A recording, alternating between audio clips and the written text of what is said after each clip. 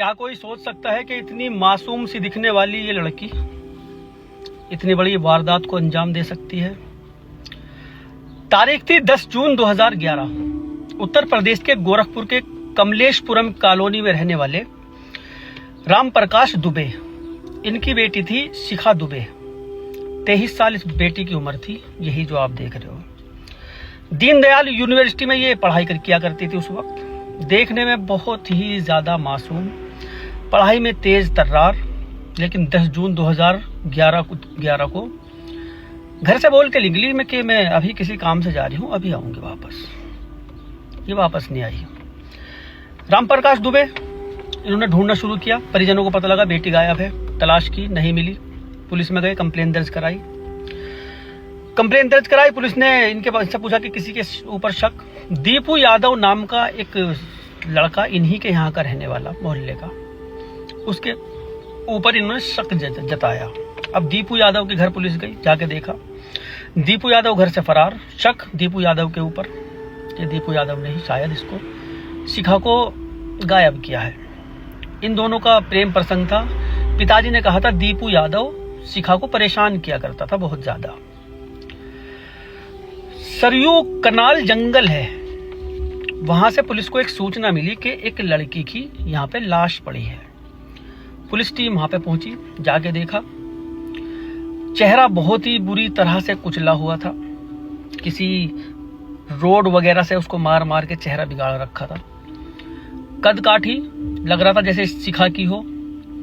इसके परिजनों को संपर्क किया गया, उनको बुलाया। इन लोगों ने आके देखा, चेहरे से तो शिनाख्त हो रही नहीं थी, लेकिन जो कपड़े पहन के वो निकली थी वही पहन ली, वही कद काठी, गले में काला धागा, चप्पल वहीं पे पड़ी, वो शिखा की चप्पल थी। इन चीजों से शिनाख्त कर ली उन्होंने कि ये शिखा की ही लाश है। और न जाने किसने ये सब कुछ कर दिया। परिवार में कोहराम मच गया, रोना पीटना सबने शुरू। पोस्टमार्टम के लिए डेड बॉडी को भेज दिया। इनको दे दी, इन्होंने अंतिम संस्कार कर दिया। तलाश में लग गए दीपू यादव के।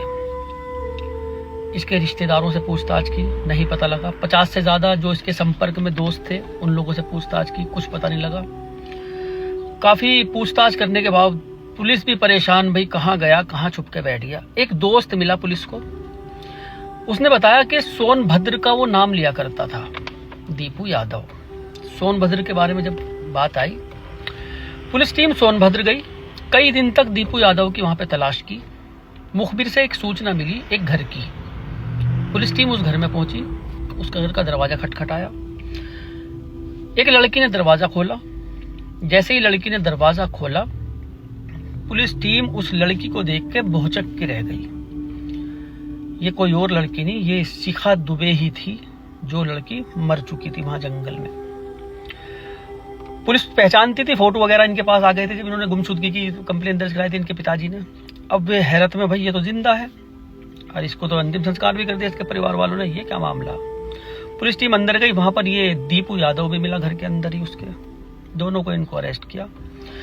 अभी समझ में नहीं आ रहा कि वो लड़की कौन थी, तो फिर किसका अंतिम संस्कार करा दिया, किसकी बच्ची थी, किसकी बेटी थी, किसकी बहन थी, कोई नहीं पता। पता होगा तो इनको ही पता होगा, और कौन बताएगा। इनको लाया गया गोरखपुर, यहाँ इनसे पूछताछ हुई।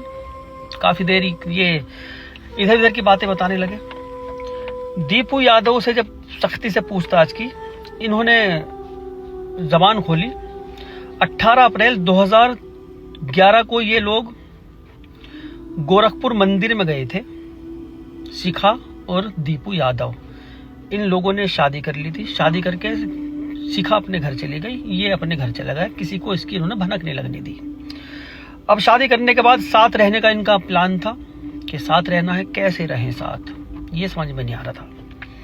इनका एक दोस्त था सुग्रीव, ट्रक ड्राइवर था, ट्रक वगैरह चलाया करता था। दीपू का दोस्त था वो। सुग्रीव से इन्होंने बताया कि भाई यार ऐसे ऐसे मसला है, शादी कर ली, वो अपने घर है, मैं अपने घर हूँ, साथ रहना है, करें तो क्या करें, समझ में नहीं आ रहा। प्यार बहुत करते थे आपस में। सुग्रीव ने बताया एक लड़की है, शिखा के ही जैसी दिखने वाली है, कद काठी, मोटाई वोटाई सब कुछ ऐसी है। अगर उस लड़की को मार दें और ये दिखा दें कि ये शिखा की लाश है, तो तुम दूसरे शहर में जाके आराम से रहना। इस प्लान के बारे में शिखा से बात करी, शिखा मान गई। 10 जून को शिखा घर से निकली। निकलने के बाद ये बाजार गई, नए कपड़े खरीदे, खरीद के ऊपर कपड़े पर्स में रख लिए। सुग्रीव से बात हो गई थी सारी कि वो लड़की को काम की तलाश है। वो लड़की पूजा कुमारी उस लड़की का नाम था। 3 साल की एक बच्ची की वो माँ थी। गरीब परिवार से वो लड़की थी, काम की तलाश में भटकती रहती थी। उसने सुग्रीव से कहा था कि कहीं काम मिले तो मुझे बता दियो, तो मैं काम कर लूंगी अपनी बच्ची का साथ। बच्ची थी, उसका पति वती था नहीं। उस लड़की से इसने संपर्क किया सुग्रीव ने कि तुझे काम मिल गया, तेरे लिए मैंने काम की तलाश कर ली, कुछ लोग हैं वो तुझसे मिलेंगे, काम दिला देंगे तुझे। वो बेचारी खुश हो गई, अपनी 3 साल की बच्ची को किसी को पकड़ा के आई कि मैं देखने जा रही काम वाम कैसा। ट्रक में बिठा के ये लेके आ गया करनाल के जंगल में। यहाँ शिखा भी आ गई, दीपू यादव भी आ गया। ये इसने कहा था सुग्रीव ने उससे कि तू थोड़ा यहाँ को बैठ, वे आने वाले, थोड़ी देर में ये भी आए। इसको अंदर जंगल में लेके गए। आओ देखा ना ताओ, इसके ऊपर बेचारी के टूट पड़े। गला दबा के इसकी हत्या की इन्होंने, मार पिटाई करके गला दबाया, हत्या कर दी। हत्या करने के बाद ये रोड लेके आया निकाल के, जो वो रहता ना चाबी वाबी, पेज वेज इनके बोल्ट रहते हैं वो टाइट करने का, वो रोड वो लेकर आया। इसके सर पे बहुत मारा बेचारी के। चेहरा इसका ऐसा कर दिया पीट के, कोई खता नहीं उस गरीब बच्ची की, कुछ खता नहीं बेचारी की। इतना मारा, बिल्कुल चेहरा बिगाड़ दिया। शिखा ने अपने कपड़े जो पहन के आई थी वो उसको पहनाए, जो नए कपड़े लेके आई थी वो खुद ने पहने। अपनी चप्पल वहीं पे फेंक दी। इसके गले में एक धागा था वो बांध दिया उसके गले में। जो चीजें शिखा की शिनाख्त की थी वो सब कुछ उसके पास फेंक दी। उसको दिखा दिया कि शिखा यही है। जिस वक्त इसको पकड़ के लेके आए शिखा दुबे को सोनभद्र से, इसके पिताजी ने यकीन नहीं किया कि ये शिखा है। इसको छू के यूं देख रहे थे कि कहीं मैं सपना तो नहीं देख रहा, हमारी बेटी तो मर गई थी, ये कहां से आ गई। यकीन नहीं हो रहा था उनको। लेकिन बाद में उन्होंने कहा हमने तो अपनी बेटी का अंतिम संस्कार कर दिया, हमारी कुछ नहीं लगती, जितनी किसी की बेटी को इसने मारा, हमारी अब कुछ नहीं लगती। उन्हें यकीन भी नहीं हो रहा था। 2011 का ये केस है। इस केस की मैं तुम्हें ताजा जानकारी, जिस वजह से मैंने ये वीडियो बनाई वो बता दूं अभी आपको। उसको मार दिया बेचारी को, एक 3 साल की बच्ची को अनाथ कर दिया उन्होंने। पता नहीं वो बच्ची भी किसके पास है, कौन उसको पाल रहा है, अब तो कितनी बड़ी हो गई होगी, वो है भी या नहीं पता नहीं। शिखा का और ये जो सुग्रीव और ये क्या नाम था इसका, ये प्रेमी जो दीपू, इन दोनों को जमानत मिली। जमानत के बाद दोनों ने अलग अलग शादियां की। इसके परिवार ने शिखा की कर दी कहीं और, अपनी पसंद का लड़का ढूंढ के। दीपू यादव ने कहीं और किसी और लड़की से शादी कर ली। जमानत पे बाहर है अभी भी। इस केस में अभी कुछ नहीं हुआ। अभी ताजा जानकारी है, अमर उजाला की एक रिपोर्ट है, उसके मुताबिक आज भी इस केस की फाइलें धूल फांक रही हैं। इस केस में आज भी कुछ नहीं हुआ। एक 3 साल की बच्ची की माँ को मार दिया गया बड़ी ही बेरहमी से। इतना घिनौनी वारदात थी ये। ये वारदात काफी चर्चाओं में रही थी कि एक लड़की ने, मासूम सी लड़की दिखने वाली इस तरह से इसने घटना को अंजाम दिया। और अब देखो इस केस का कुछ भी नहीं हो रहा, कुछ भी धूल फांक रही इसकी फाइल है। और जो इसमें इन्वॉल्व थे वो सब बाहर है, अपनी अपनी जिंदगियां जी रहे हैं, बाल बच्चे हैं उनके।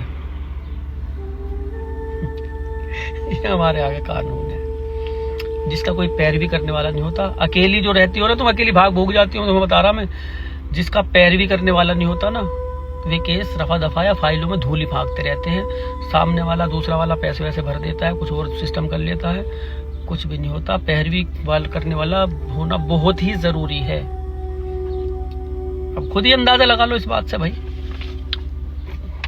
खुद ही लगा लो, अपनी नजर दौड़ा के देख लो किस केस में क्या हुआ जो आपके आसपास हुआ होगा, जिसका पैरवी करने वाला कोई नहीं है। उनका सोच लो क्या हुआ, कुछ भी नहीं हुआ। पैरवी करने वाला होना चाहिए जरूर। बेचारी किसी की तो जान ले ली इन्होंने और अब ये आराम से जिंदगी गुजर बसर कर रहे हैं। इंसाफ इनको मिलना चाहिए, नहीं मिलना चाहिए आप खुद बता देना। ये हमारे कानून है, हमारे कानून में कुछ कहूँ तो कभी मेरे पे एक आधी धारा लगा दे, छोड़ो परे हुआ।